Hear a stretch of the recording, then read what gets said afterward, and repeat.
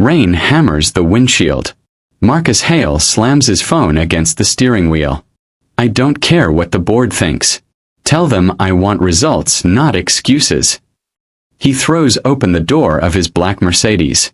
The downpour soaks his $1,000 suit instantly. He doesn't care. Can't breathe. Can't think. The park is empty. Gray. Cold. Except, under a dripping oak tree, wrapped in a faded army jacket, sits an old black man. Steam rises from a dented metal cup in his hands. He's watching Marcus with eyes that seem to hold centuries. Marcus storms past, muttering curses into the rain. Coffee tastes better when you slow down enough to drink it. Marcus freezes. The voice is quiet, weathered, but it cuts through the storm like a church bell. He turns. What did you say?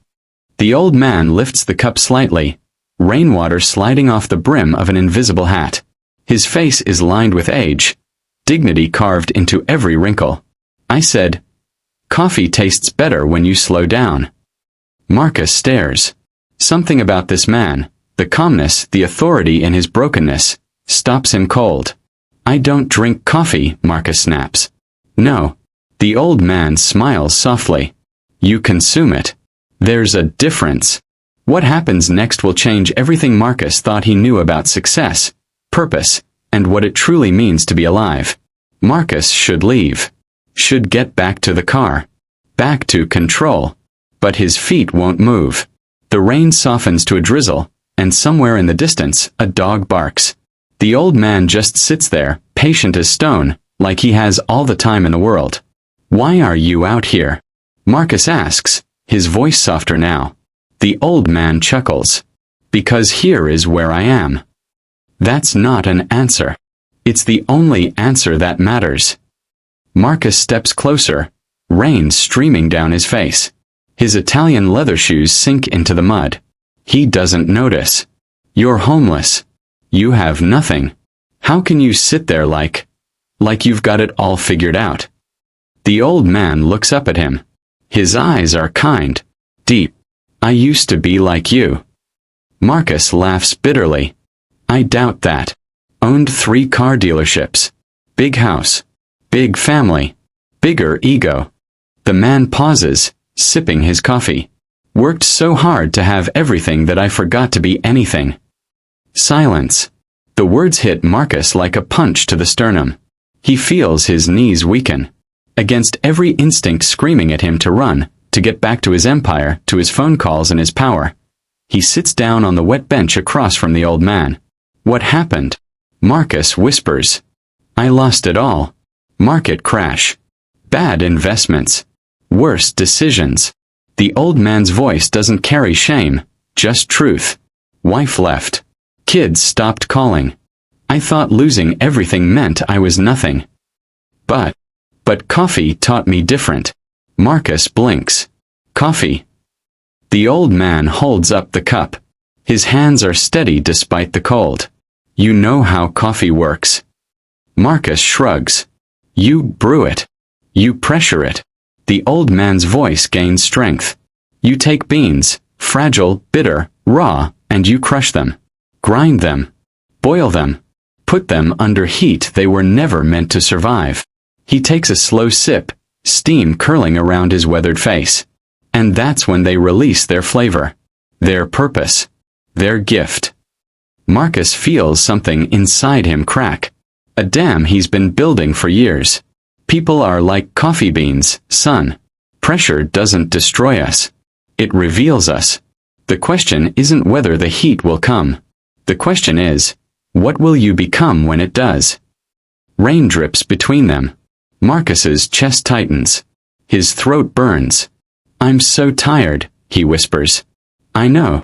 I've built everything. And I feel empty.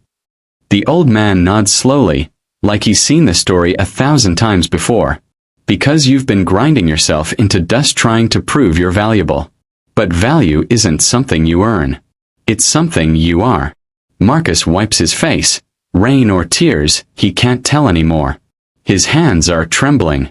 How do I stop? You already did.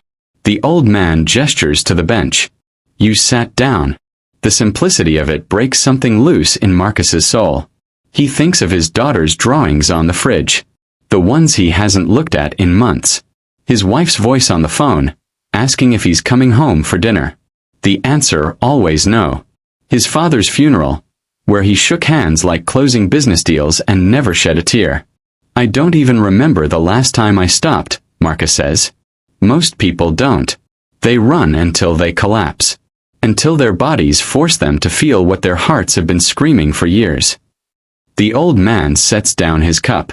I ran for 20 years before I hit the wall. Lost my marriage. Lost my kids. Lost my name. Do you regret it? The old man thinks. Really thinks. Then he shakes his head. Losing everything taught me what I couldn't lose. My name. My breath. My chance to be kind.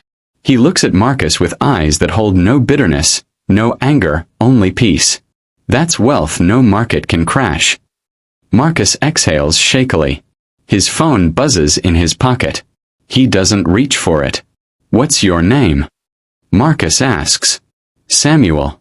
Samuel Green. I'm Marcus. I know who you are, Marcus Hale. Samuel's eyes twinkle. Saw you on a magazine cover in a trash can last week. 30 under 30. The CEO who never sleeps. They both laugh. It's the first real laugh Marcus has had in years. It feels strange. Foreign. Like remembering a language he used to speak fluently. They talk for another hour. Samuel tells stories about his marriage, his failures, the night he slept on this very bench for the first time.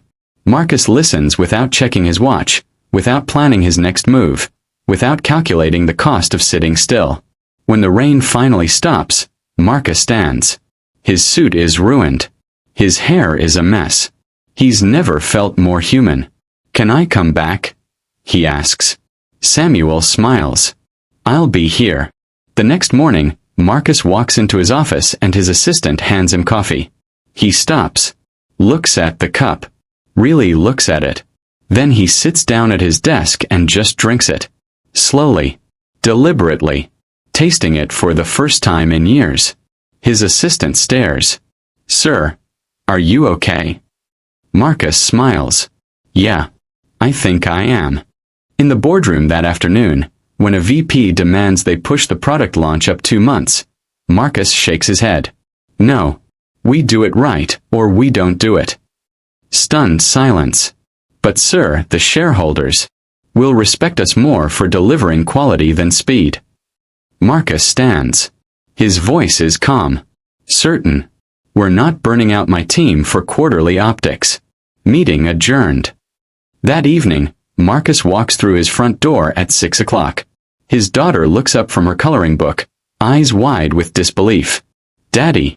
He scoops her up, holding her like he'll never let go. Her small arms wrap around his neck and he breathes in the scent of her shampoo, strawberries and innocence. His wife stands in the doorway, cautious hope flickering across her face. I'm sorry, Marcus says. The words feel inadequate, but they're all he has. She doesn't speak, just steps into his arms. 1 week later, Marcus returns to the park with 2 coffees. Real ones. Hot. He sits on the bench under the oak tree and waits. An hour passes. Samuel doesn't come. Marcus tells himself the old man is probably at a shelter. It's cold today. He'll come back tomorrow. But the next day, Samuel isn't there either. Marcus asks the vendors. The joggers. The woman who walks her golden retriever every morning. The old man who sat by the oak tree. Have you seen him? The woman's face falls. Honey, he passed. 4 days ago. Paramedics came in the night. The world tilts beneath Marcus's feet. He's gone. Yeah. But he left something.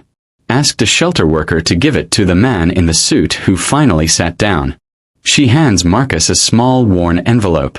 His hands shake as he opens it. Inside is a napkin, stained with coffee rings. And words, written in shaky handwriting. Marcus. Pressure reveals.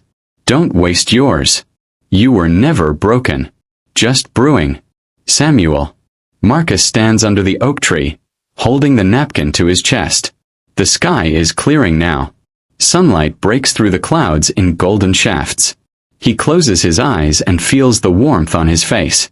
I thought success meant never stopping, he whispers to the air, to Samuel, to God, to whoever might be listening. Never breaking. Never bending. I thought if I slowed down, I'd lose everything. A tear rolls down his cheek.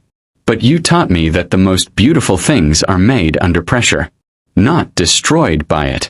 He opens his eyes and looks at the bench where Samuel sat, where wisdom lived in a man the world had forgotten. Marcus thinks about all the people he's walked past, all the moments he consumed instead of tasted, all the years he spent building an empire while his soul starved.